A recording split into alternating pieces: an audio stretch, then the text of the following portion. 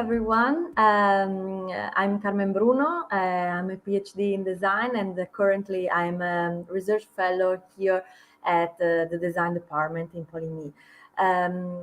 My work is very much devoted to developing and empowering people, creative thinking and design skills. And the topic of people empowerment is something that it's probably connected the most with my guest in this conversation, Dominic Schwecker from Sydney, Australia.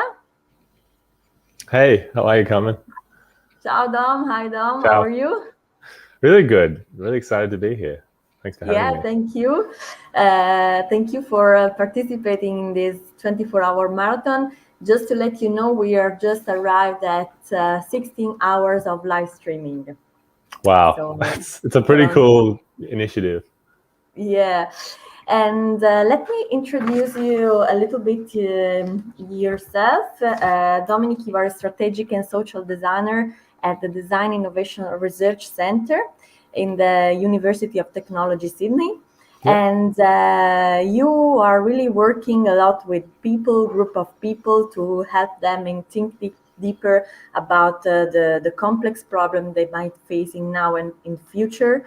And so you are working, and in those years of experiences, you are working on several projects, across complex social problem spaces such as mental health, gender violence, and environmental transitions. It's also I just want to say how we unexpected got connected the last year because yes, it was really unexpected because during the pandemic, me and my research group, we were writing a project proposal to let's say empower and increase the awareness of violence against women, especially in the workspaces, in the university environment. And we, during our researches, we found out casually a project report, which was written by you and your research group, and it was terrific and was amazing. You were doing, a similar work in your university, and so we say no, we get to connect with those group, with those guys, and then we wrote you, and then started our connection, let's say. Yeah, that's so nice to hear. It's so interesting to see how it can reach, on the other end of the world, especially at a time where everything was locked down. Yeah, sure. So let me start by reading your statement, the statement that you launched to us and to the other designers that are, navigating in this uncertain time, let's say, expanding the field of design into better serving social and ecological issues, envisioning alternate and equitable futures, and understanding the roles and responsibilities of the new designer. So this is quite interesting, and it's a lot of concept inside. So I'd like to ask you to expand a little bit your statement, and also, from your perspective, how design could serve social and ecological issues.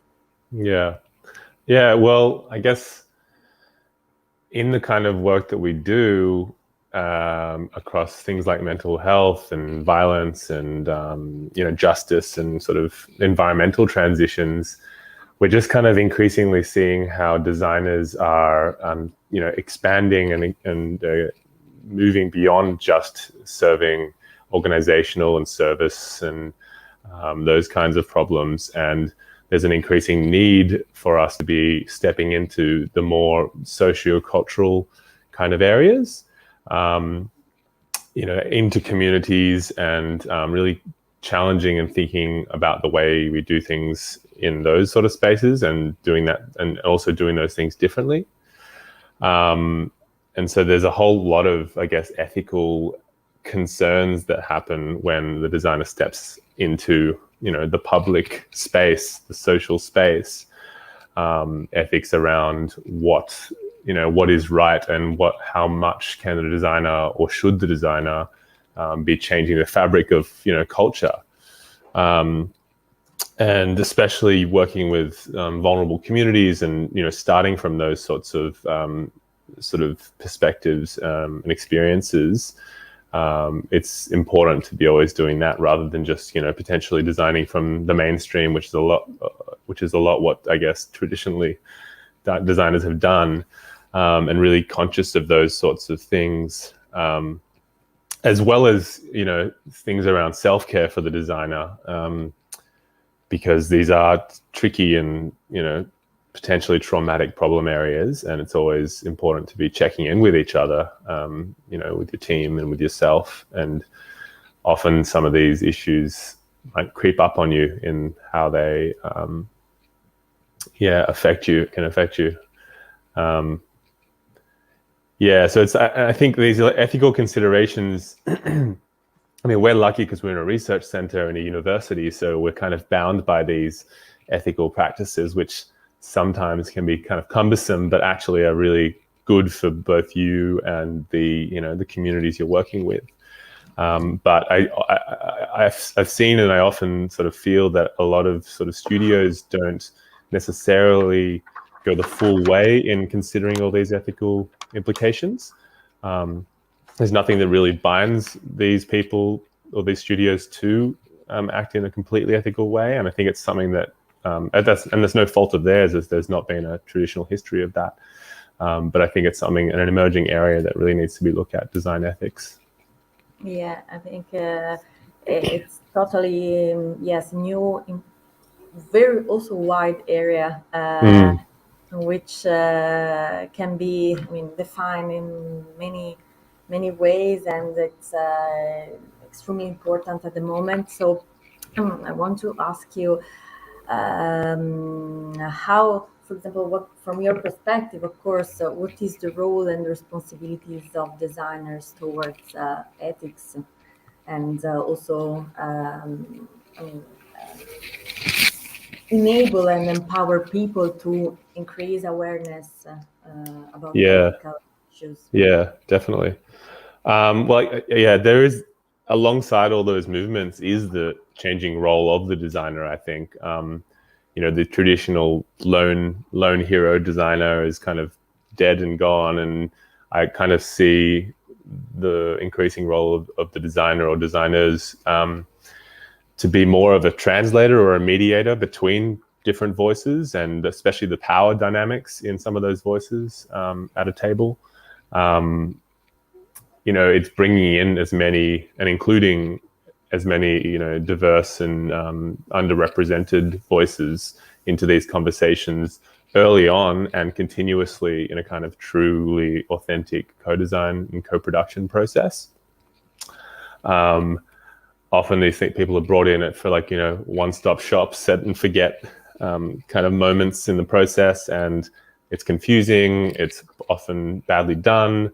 And, there needs to be also, besides just bringing them into the rooms, into workshops and into that sort of stuff, there needs to also be a cognizance of creating more, I guess, bespoke but more specific ways of engaging them at their level, at their where they're at. If we're having online workshops last year, for example, we had to transition to that sort of stuff. That's a really good thing for some, a really bad thing for some people. I think a lot of people struggled with that, including us as workshop facilitators. But at the same time, there were advantages. So people with disability or people in remote communities could, tune in from far away. But as long, with those kind of advantages were disadvantages, or really things that we had to consider, like having to really be specific about the content we were sort of delivering there, and slowing down the way we were talking through things, and creating activities that were really, I think, in this instance, there were people with disability, really trying to create activities that they could understand and meant something for them, rather than, I guess, like the client that we were working for. Yeah, totally. You were mentioned about also involving and including diverse people, marginalized voices. Um, do you have any project or any research you're working on that you want to mention, and that is, um,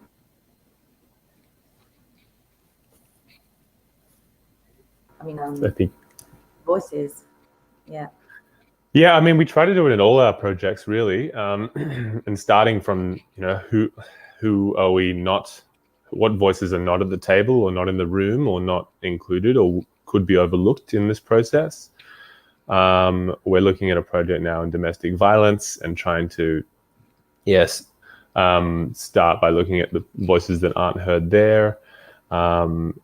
In the mental health work I've been doing for the last few years, which is also in a kind of remote-ish community, sort of beyond Western Sydney, we're really aware of the difficulty and the isolation for older people and carers and Indigenous populations that might lack a bit of access to healthcare in the way that it's traditionally run.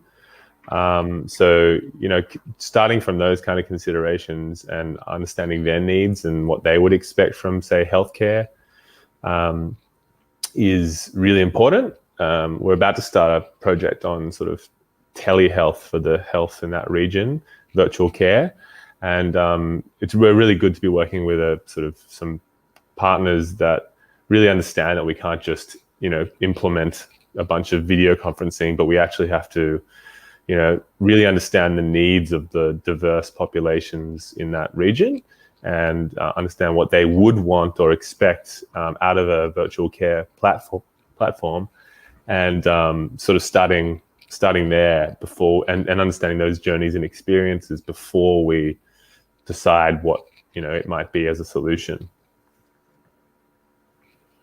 And I think, and just in general, the Indigenous context in Australia is a really specific one for us in our region, and it's a tricky space to kind of navigate, because we don't want to take any ownership and kind of enforce or impose any ways of doing things as white fellas, and just kind of always trying to look for places to work really kind of deeply with Indigenous populations, Indigenous leaders, Indigenous representatives of that, and working from there. This is a very interesting activities of, and I think it's not very easy to involve the different kind of people with their issue and different mindset and different perspective, working together. I think often it's often just like a lot of it's communicating what the hell you're doing, and that's really helpful for you as a person doing the project, because you're always kind of having to distill it down to something that's really digestible for anyone to understand. And sometimes these really complex problems need that. You spend all this time talking with people about this and that, and policy this and strategy that, and then when it comes down to talking to real people about it, they kind of go, "What are you doing? What does that mean?" And that's a really important conversation to have. Yes, also I think that it's most of mediation and also facilitating. Translating. Translating. Yeah. Yes, translating different languages, different way of communicating. So this is most probably also one of the important roles and responsibilities of designers. Yes, that is getting more importance in these future scenarios and in uncertain scenarios. Yeah. Connecting diversity and connecting, translating and facilitating communication. Yeah, I think like one of the fields I'm really passionate about is in futures and futuring, and I think it's a really important and underdeveloped field in a way. I think we trick ourselves into thinking that we're well versed in considering, I guess, the future, but also alternate or preferable futures that we might want to move to.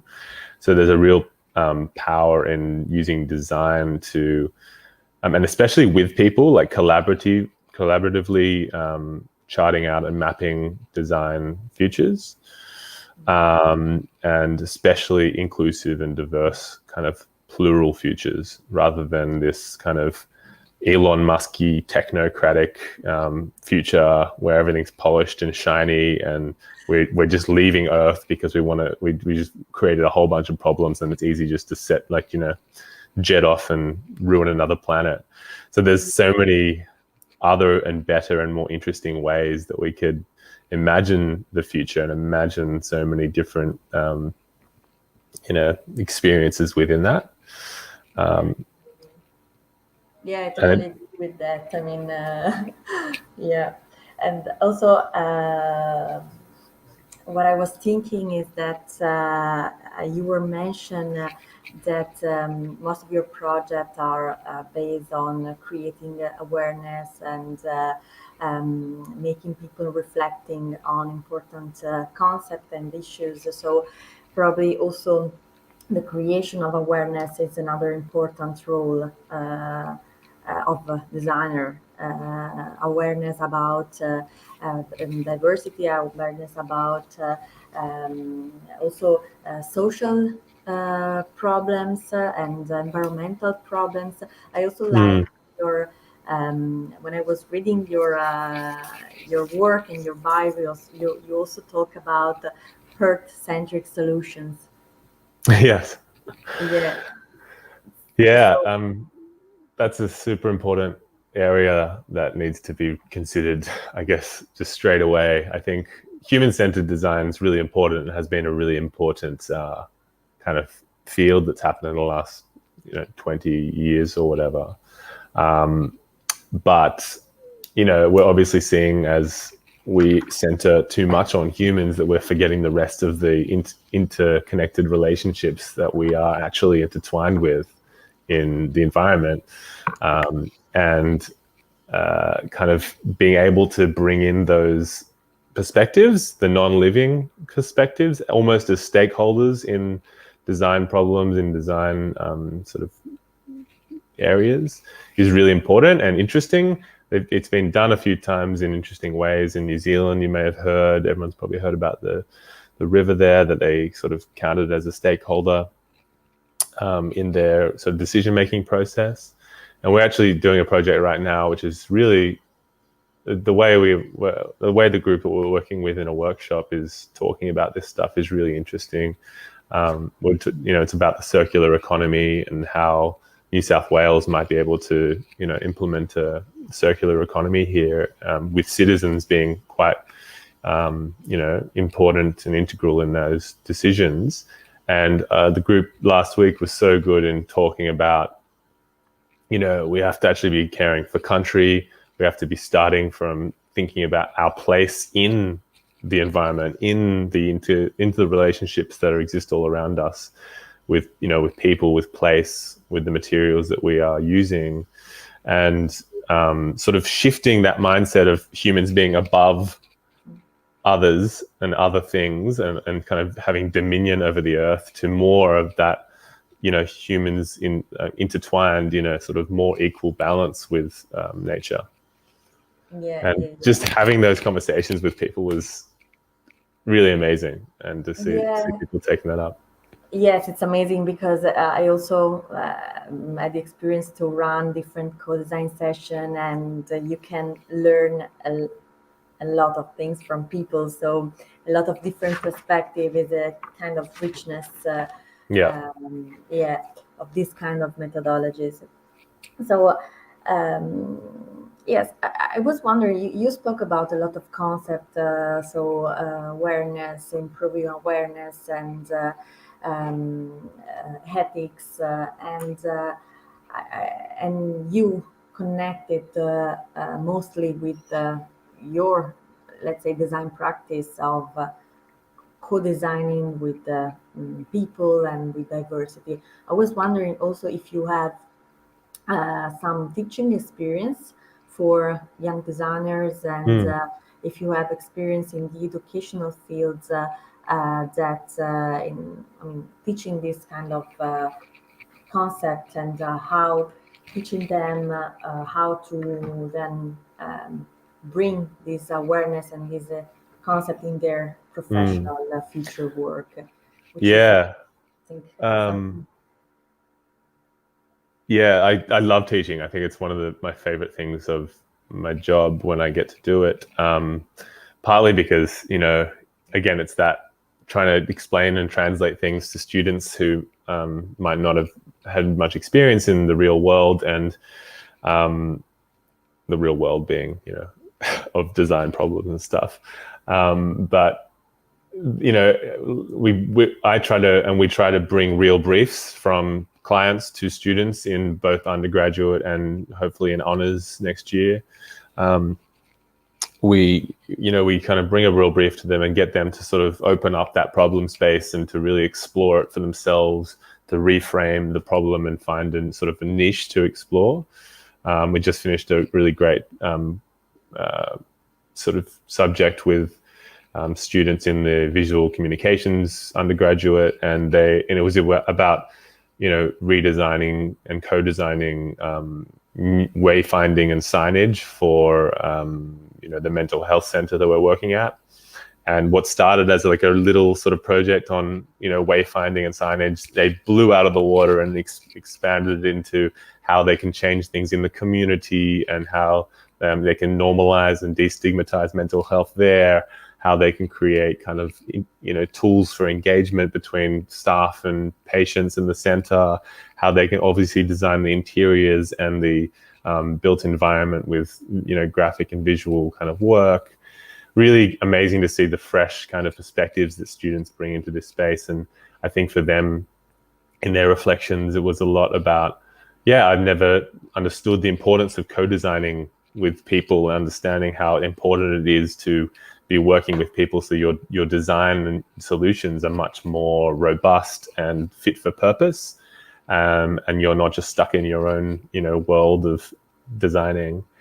And the other thing besides the real exposure to real world stuff is in the featuring. Whenever I get to teach featuring sort of work, it's really getting students first to pry themselves away from that polished, sleek version of the future that they're probably used to from sci-fi kind of works, and realize that there are totally different ways we can imagine the future. And as a designer, anything you design essentially has a potentially strong implication on the future. You're putting things out in the world that affect people and people's lives. And so when they kind of start realizing that a bit more, they start to then think about the ethics behind the things that they create, and how that could better interplay with future generations and timelines. But also, speaking about young generation, you were mentioning last week when we had a short chat about how it's important to help this and support this young generation to envision equitable future. So also the topic of equity. Mm. It's something that it's I mean, also one of the sustainable goals, and it's it's something very important that we should bring into education at the moment. I was thinking if you have, or was wondering better if you have also any methodologies or any, I mean, how can you teach students and future professionals to envision some equitable future, and how to include this concept in, in, in their design? I mean, it's not something very easy. Yeah, well, I guess the first kind of, it's definitely not easy. Yeah. The first kind of thing I would say is that they often teach us more than we teach them, because they are used to a totally different type of world, and we are kind of increasingly becoming more, used to it. And they, I don't know, I feel like the younger generation have a bit more of a sense of the future and what, and more kind of wanting to control or have better stake in it. It's just been handed to us as a pretty bad state. And I think all we could do is just to help them develop the skills to even better form their perspectives and views about how they can craft that better. Because I think right now the platforms for young people are just activism and rebellion, which I think is really important. But trying to give them the tools to explore that in other ways, changing systems, changing services, changing the way communities talk about certain issues is really important. And so again, in design, it's so important to give them those sorts of skills. And I think, again, just by constantly getting, like, in terms of what we can actually do to help them think about equitable, diverse futures, it is about trying to, in design, to implement more co-design kind of practices where they really get to experience and be exposed to the real experiences of people that are affected by systems that are not fit for them, by trying to, I guess, pry these students away from the generic narratives that they might see in film and TV and in social media about this person's experience as the mainstream, and trying to just expose and get them to build on the experiences of the underrepresented, under kind of talked about, and working from that. Okay, Domi. I think the time is running very fast, so we have the last 2 minutes, I think, and I'd like to ask you if there is, a message that you want to launch to future designers and future generation that they has to deal with this kind of uncertain future, and how maybe they can navigate. Well, it's tricky. It's quite very tricky, I know. put me on the spot here. Look, I don't know. I mean, I think design is a really good place for dealing with complexity. I think we, as designers, kind of have to become better at sitting with those sort of problems that aren't really neat and easy to be solved, especially as we move into a really uncertain future. I think just one of the things that I think about, and I think is really useful for any kind of designer, is to not just settle for what you think is good enough, or just because it's been there through history or through society, or you've been raised on that, but to really question why something is the way it is, to challenge it, and to reframe the way we approach that. Okay. Thank you. Thank you Thank very you. much. It was very nice and very inspiring talking with you. Thanks. I hope we can, have more time to continue the conversation. We need to leave the stage Yeah. to the Yeah. next host. Thanks so much. This has been great, and the half hour went so fast. It went so fast. Yes, I was Yeah. thinking the same. It was. Oh my God, I have a lot of other topics and questions I want to answer to Dominic. Next conference. But next conference, yes. Thanks, Thank you Carmen. very much, It's Dominic. been great. Thank you. Have a Have a good good day. one. Bye. Bye.